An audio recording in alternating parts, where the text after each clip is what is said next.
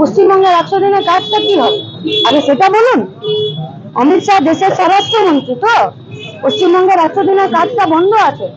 কটা তৃণমূলের নেতাকে জেলে ভরলেন অমিত শাহ, শুভেন্দু আর সুকান্ত? কটা? পশ্চিমবঙ্গের রাষ্ট্রায়ত্ত মানে কেন্দ্রীয় সরকারের দেখরেখে যে কারখানাগুলো চলছিল, পরিবারগুলো চলছিল, অমিত শাহ সেইগুলোকে খোলার জন্য কোনো ব্যবস্থা করলেন? তাহলে কাজের বিষয়ে কথা নেই, 100 দিনের কাজের বিষয়ে কথা নেই, পশ্চিমবঙ্গে 100 দিনের কাজটা বন্ধ রেখে দিয়েছে সেই বিষয়ে কথা নেই, শুধুমাত্র গদিকে দখল করার জন্য তাদের যত চিন্তা।